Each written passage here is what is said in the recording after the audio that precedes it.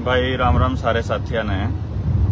Update ये है कि अपने जो साथी हैं जिनको गलत तरीके से पुलिस ने पकड़ा था और जेलों में बंद थे, वो शेर वो चीते जेएसएम के वो बाहर आ रहे हैं और उनकी जमानत हो गई है। 2 घंटे बाद वो बाहर निकलेंगे पलवल जेल से। तो जो नजदीक के साथी हैं, दिल्ली वाले हैं, आसपास के साथी हैं, सब तक खबर पहुंचा दो, सभी ग्रुपों में शेयर कर दो कि सारे साथी आ रहे हैं जेल से बाहर। और आप आईडी पे नजर बनाए रखो, आपको लेटेस्ट खबर वहां की देते रहेंगे कि क्या हो रहा है, कितने साथी वहां पर, अभी क्या सीन है, अंदर क्या क्या हुआ उन लोगों के साथ, क्या पूरी कहानी थी, उन्हीं की जबानी हम आपको सुनाएंगे और ये मालूम पड़ेगा आपको कि असलियत क्या थी, ताकि कोई वहम, कोई गलतफहमी किसी के दिमाग में, दिल में ना रहे। हमारा पर्पस है असल में सच को सामने ला करके लोगों को बताना और उसी के लिए हम लोग निकले हैं। तो आपको क्या करना है कि अपने साथियों को बताना है कि ये कर रही है सरकार, ये है नियम, ये है हमारे अधिकार, ये है प्राकृतिक न्याय और ये वो लोग कर रहे हैं। तो अगर जो भी गलत कर रहा है, यदि हम गलत कर रहे हैं तो हमारे खिलाफ आपको खड़ा होना है, यदि सरकार गलत कर रही है तो आपको सरकार के खिलाफ खड़ा होना है। तो निर्णय अब लेना होगा आपको। बाकी हम आपको बता देते हैं, अभी हम रास्ते में ही हैं, 2 घंटे में हम लोग भी पहुंच जाएंगे। ये आज हमारे जो सारथी बने हैं वो वीर सिंह भाई बने हैं और ये जो टांगों के ऊपर इन्होंने ये सुरक्षा कवच डाले हुए हैं, ये आपको सुनील भाई दिखाई दे रहे होंगे।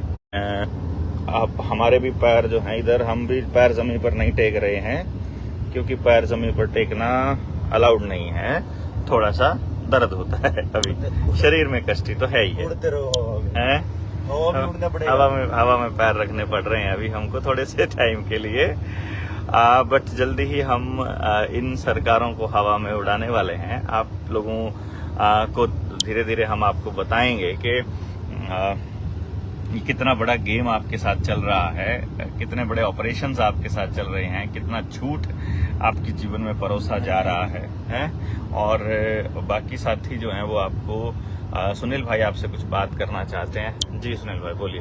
एक निवेदन आप सबसे होगा साथियों, जो चीते जिनकी बात देवेंद्र भाई कह रहे थे वो भी आएंगे, उनका कितना सम्मान है इस समाज के लिए वो उनको पता चलना चाहिए। सोशल मीडिया पे हो आप, अगर लाइव हो और अगर वहां पहुंच पा रहे हो तो भी उनको ये लगना चाहिए कि हाँ जो हम कर रहे हैं वो हमारा समाज हमें वापस करके दे रहा है। उनके लिए नहीं, हमारे लिए। उनको हमें नहीं कहना, ना वो कह रहे हैं कि हमारे लिए आप ये करिए, लेकिन इस सम्मान के वो इतने बड़े हकदार नहीं, वो इसके लिए उन्होंने नहीं किया है, वो इसलिए किया है क्योंकि वो जानते हैं कि वो सही है।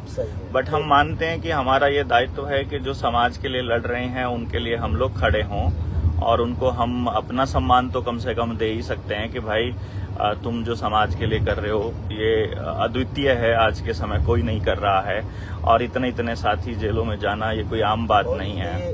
रियल हकदार लोग हैं, तो जिसका हक जो है वो उसको मिलना ही चाहिए। अभी तक हुआ यही है कि भ्रष्टाचार इतना है, हक किसी का है, खा कौन रहा। तो इसलिए ये जरूरी हो गया है आज जो कर रहा है उसको वो मिले जितना उसने किया है। तो ये उन सभी साथियों को एक बड़ा सम्मान और बड़ी इज्जत होगी जो आप दे पाएंगे। और अभी हम पहुंचे रहे हैं तो आपको अपडेट मिल जाएगी। हम करीब 1 घंटे में हम पहुंच जाएंगे, 2 नहीं, क्योंकि अभी हमने बोर्ड देखा है पलवल 50 किलोमीटर दूर है।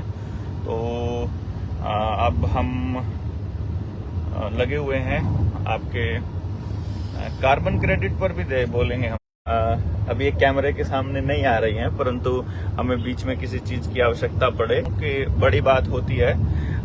कुछ साथी हमें ये कहते हैं कि भाई अगर तुम्हें इस रास्ते पर चलना था तो शादी नहीं करवानी थी, पर हम ये कहते हैं कि इस रास्ते पर चलने वाले आदमी को शादी जरूर करवानी चाहिए, क्योंकि अगर सिकाई वगैरह करानी हो, मालिश वगैरह करानी हो तो साथी आपका साथ दे ही देता है। तो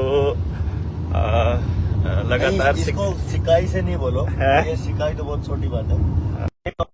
अगर आप एक बार तोड़ दिए जाओगे और दोबारा आपको जोड़ के खड़ा करना है तो यही साथी करेंगे, सबसे बड़ी बात ये है। तो इसीलिए जो भी जितना भी रांडा गैंग है जो उसमें राष्ट्रीय समलैंगिक संघ में है, वो कभी भी शादी नहीं करता है, क्योंकि वो वैसे तो पहले तो वो होते ही इस कैटेगरी के नहीं होते हैं कि वो शादी करे, वो इस लायक भी नहीं होते कि वो बच्चे पैदा कर सके, क्योंकि वंश तो उनके लिए बड़ा नुकसानदायक रहता है, क्योंकि उनको पूरे बाकी लोगों का भी वंश खत्म करना होता है, बीज नाश करना है, तो उनका खुद का भी तो होना जरूरी है। बाकी वो इस दिशा में नहीं बढ़ते हैं आगे, वो कहते हैं कि तुम्हें शादी नहीं करनी है देश का काम करने के लिए। और मैं समझता हूं कि अगर आपने शादी नहीं की, अगर आपके बच्चे नहीं हैं, तो फिर आप किसके लिए लड़ेंगे? फिर आपकी लड़ाई अधूरी होगी, फिर आपकी लड़ाई जो है वो नकली होगी, फिर आपकी लड़ाई स्वार्थ की होगी, फिर आपकी लड़ाई इस जीवन में ऐशो आराम करने की होगी जैसे वो सब कर रहे हैं। तो आपसे मिलते हैं जल्दी ही, वहां पहुंचकर आपसे बात करते हैं, क्योंकि नेटवर्क यहाँ